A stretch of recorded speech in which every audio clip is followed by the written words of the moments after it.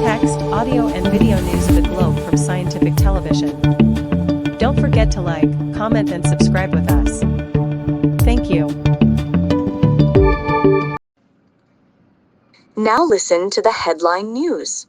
Israeli settlers set fire to Palestinian warehouse and land as West Bank attacks surge.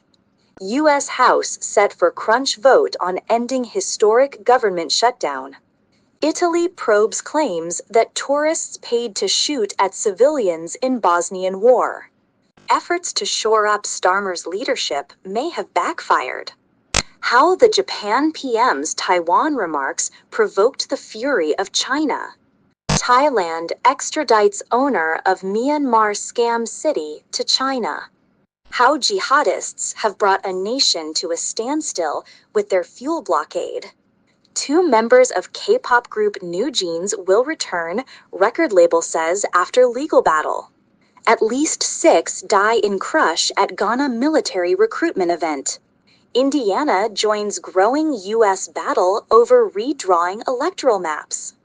Ancient statues stolen from Syria's National Museum. Brothers charged with South African rapper's murder after extradition. Now listen to the detailed news. Dozens of Israeli settlers launched arson attacks targeting a Palestinian warehouse, a Bedouin village, and farmland in the north of the occupied West Bank on Tuesday. Several Palestinians were injured. A budget that would end the longest shutdown in U.S. history is heading to the House of Representatives for a crunch vote on Wednesday.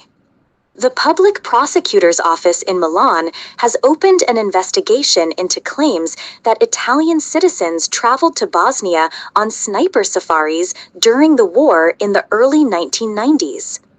It really is only 496 days since Sir Keir Starmer won a colossal general election landslide. That feels like a different era this morning, a morning on which Health Secretary Wes Streeting, the government's designated interviewee on the early media round, over the past week, China and Japan have been locked in an escalating war of words.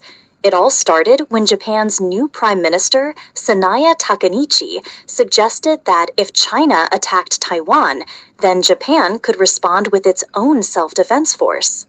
Xi Jinping, a Chinese national accused of building an illicit gambling empire in Southeast Asia, is being extradited to China, ending his years-long battle against the order.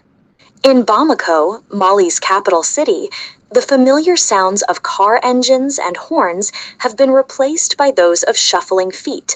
Residents push depleted motorcycles through the city's dusty roads, frustrated by the fuel blockade that has paralyzed Mali for more than 2 months. 2 members of New Jeans, Hyen and Heron, will return to their record label Ador, the agency has announced, in a move that has led fans to question whether the K-pop group will now split up. At least 6 people have died during a crowd crush at a military recruitment event in a stadium in Ghana.